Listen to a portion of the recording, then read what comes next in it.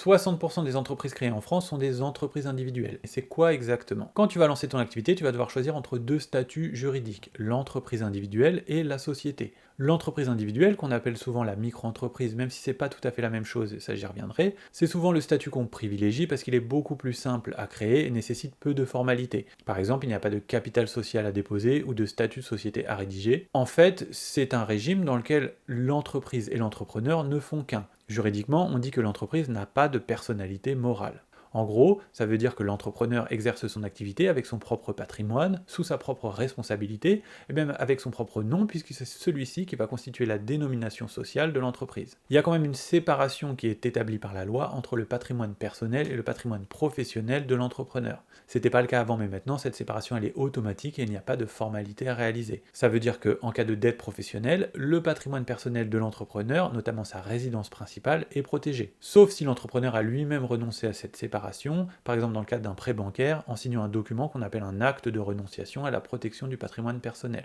Alors l'entreprise individuelle, on l'appelle souvent micro-entreprise, parce qu'en fait la plupart des entreprises individuelles exercent leur activité dans le cadre du régime de la micro-entreprise, c'est-à-dire en respectant les seuils de chiffre d'affaires qui permettent de bénéficier d'avantages en termes de cotisations sociales et d'impôts. Mais il est tout à fait possible pour une entreprise individuelle de sortir du régime de la micro-entreprise, même si généralement on conseillera plutôt à ce moment-là de la transformer en société pour pouvoir l'optimiser, notamment sur le plan fiscal. Et dernière précision, il ne faut pas confondre l'entreprise individuelle et la société individuelle ou unipersonnelle, comme la SASU ou le URL, qui sont bien des sociétés, même si elles sont constituées par un associé unique, qui est généralement le dirigeant et le seul professionnel qui exerce au sein de la société. Alors si tu as des questions, n'hésite pas à les poser en commentaire, et comme d'habitude, n'hésite pas à liker, à t'abonner et à partager.